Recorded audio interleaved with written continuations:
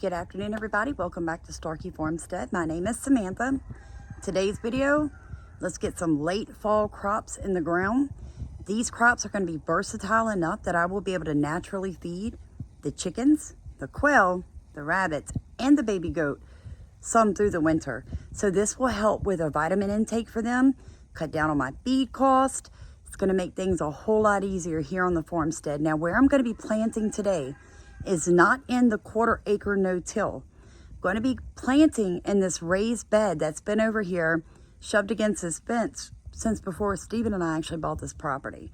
So the soil is super good because ever since we've been living here for the past 4 years, I've been dumping rabbit manure, chicken manure, my own worm castings, my own soil amendments, newspaper, and then letting different things grow through the seasons and cleaning it out. Actually, right now, it's got asparagus growing in it. So what we're gonna do, we're gonna get some kale, we're gonna get some cabbage, we're gonna get some beets into the soil. I already pre-seeded those, so these are transplants. The next thing I'm gonna do is take the last little bit of garlic that I have, and I'm going to plant that around my plants. Now I'm gonna do this as a natural pest deterrent against cabbage worms and some other things, but also just so that I have a bed with versatility and different foods very close to my home.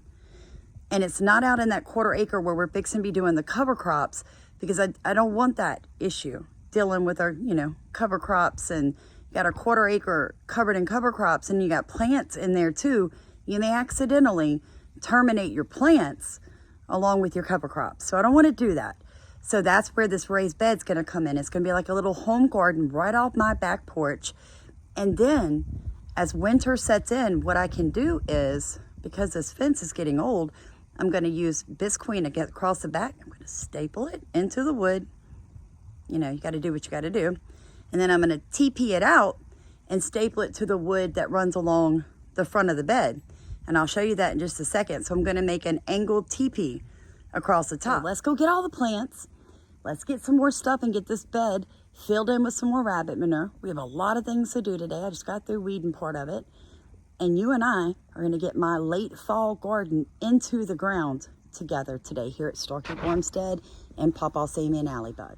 In this bed, you're going to see we have some pretty large pieces of charcoal and charred wood. That's okay. Over time, that will break down.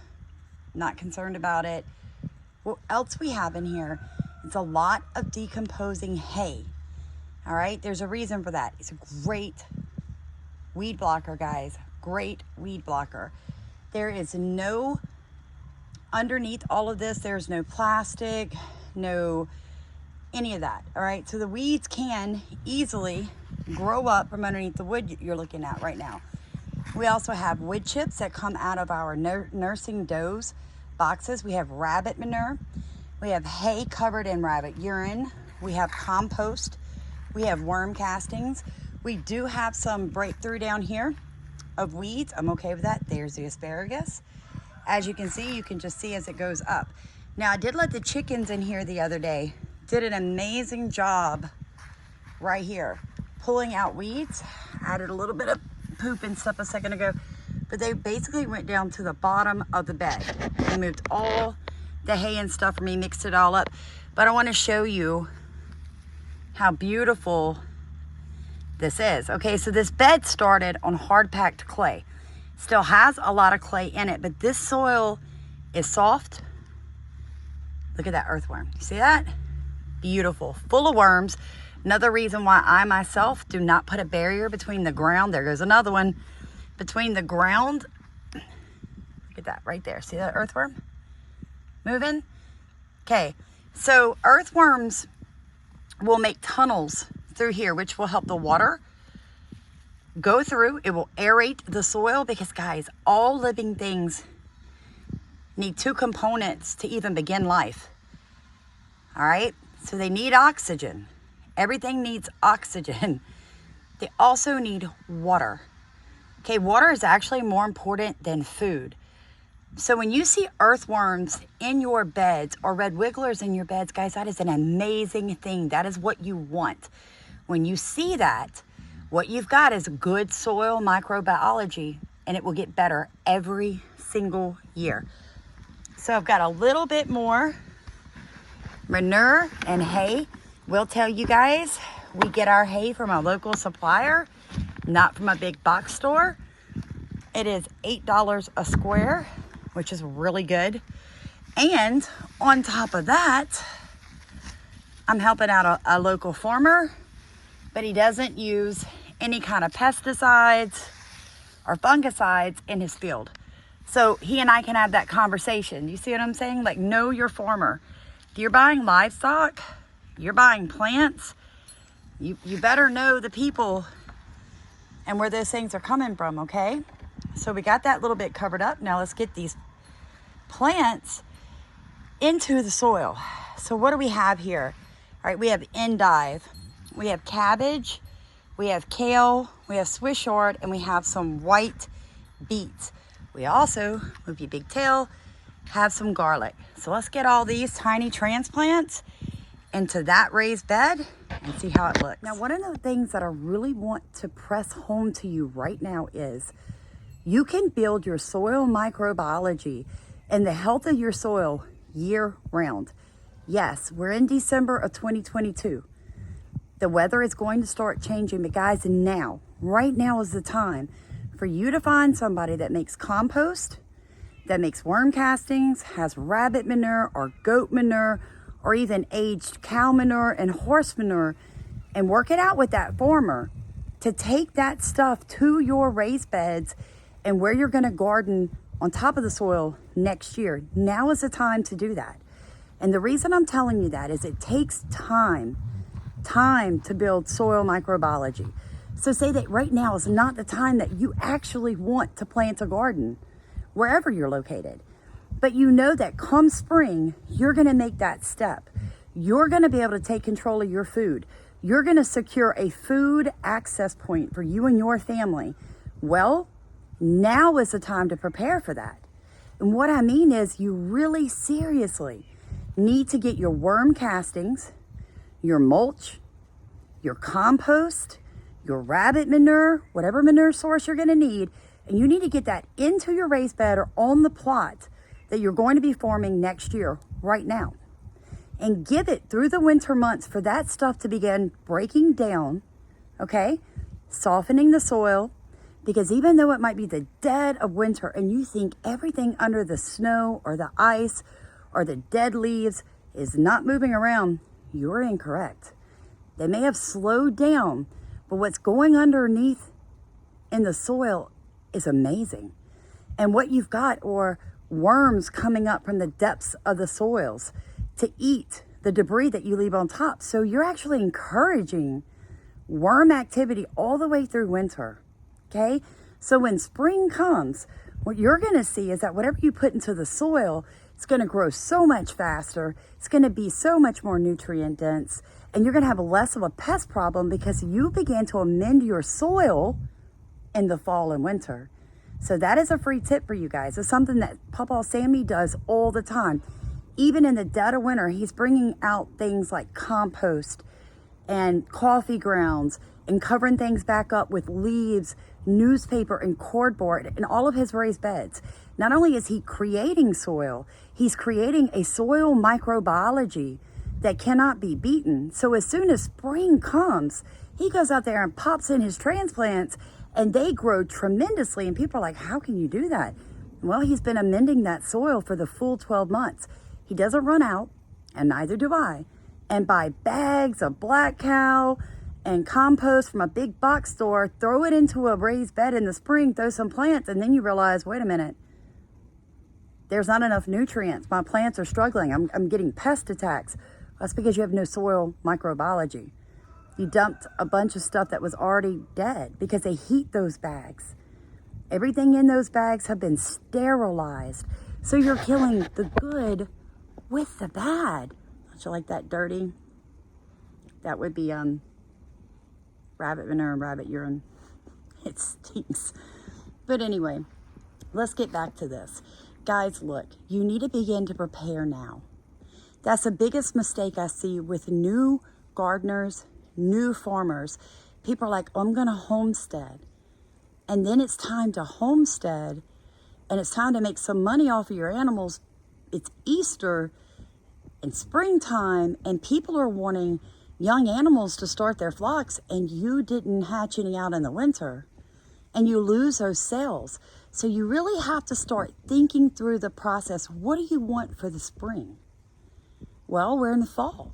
We're almost in winter. So let's get serious about the spring now. Order your seeds. Find somebody that sells worm castings, compost, get some mulch. Get all that stuff in your beds. Get them built now before the heat and before the rush of other people buying and the prices go up. Supply and demand. Begin looking for containers that you can use for next spring to garden in now. Get your holes punched in the bottom. Get your rabbit manure, your aged horse manure, your goat manure, the bedding from your chicken coops. Get that into those containers and let it begin to rot. Let the microbiology begin to work in the way that it's supposed to. So we need to prepare. So let's get these plants in the ground so I can prepare to have food to feed part of my flocks and my herds through the winter, thus reducing the cost of running our homestead. Kales on this end, you can pick these little tags up, 10 for $1 at the Dollar Tree. Right here, I didn't put anything beside the asparagus. If you guys are wondering what this is a deep watering system. It is also full of tiny holes drilled into, I'm gonna turn it upside down, right there. Goes all the way through that pipe, allows worms to come in and out. I compost directly in that pipe and deep water through it. So does Pawpaw Sammy. So here we have the organic cabbage. Then we have the endive. Then the Swiss chard, all the way down to here. Now I've got a couple of tomato plants that for whatever reason decided to sprout months after being in their little pots. So I'm gonna go ahead, get those 3 tomato plants into this raised bed along with the garlic. And when the temperatures drop really bad, I'm gonna cover it with the plastic like we talked about in the beginning of the film, creating a hothouse effect. So the soil is a raised bed, so it should not get quite as cold as if I just had it on in a pot. You see what I'm saying? Like, this should be able to contain the heat. Now there's a lot of mulch on this bed. That too is going to help as the temperatures drop. A lot of the little pill bugs, roly-polies. So a lot of beetles. Super excited about the amount of red wigglers and earthworms that you obviously saw too in this bed. So I've got a lot of life in this bed. That is what we are looking for. Signs of life. Now we got all that going on. It has been fertilized for years. It's good and damp from the last rain we got here in Southeast Louisiana. So all I've got to do now, get this garlic into the ground, go ahead and get those tomato plants planted and then water it and leave it be. Just leave it be until I know that that first hard freeze is coming. And then I will get that bisqueen up. So if you guys haven't done so yet, please like, comment, and subscribe. Please know that if you are looking for premium organic worm castings, Pawpaw Sammy and Starkey Farmstead, we make those on site. We do tours here at Starkey Farmstead. You are welcome to come out, give me a call. We are Louisiana Agro-Tourism certified, and we will help you guys learn how to garden, reusing, upcycling, recycling, making your own soil amendments, and pest deterrents. I highly advise you to look through all the playlists on Pawpaw Sammy's YouTube channel and Starkey Farmstead's YouTube channel. Guys, we actually do this for a living. So we're quick about it, no mess involved. We're debt-free, both Pawpaw Sammy and Starkey Farmstead. And it is our goal to help you stay that way while you learn to feed you and your family and your livestock. So you guys have a blessed day. Thank you for watching. I'm gonna get this garlic in the ground, get those tomatoes in the ground, and I'm going inside to clean up because, believe it or not, it's December and it is hot in Southeast Louisiana. So you guys have a blessed day. Thank you for rowing in our boats. Here's a free tip on garlic. If you've got good soil, whether it's your raised bed or your ground, you just dig a little hole with your finger, guys. Pick it up. Do you see this? Top, the flat end, bottom. Set it into the soil like that. cover it back up. You see all that good rabbit manure? Here's another tip for you. Rabbit manure can be directly planted into. It will not burn your plants. Now, another thing you might not know, and if you're intending to sell your fruits and vegetables as you grow them, you have to put your manure so many weeks and months before that plant produces fruits and vegetables, or you can't by USDA standards. Look into that. That's all I'm going to tell you. You need to get your beds prepped now for spring and summer planting if you intend to use manures, okay?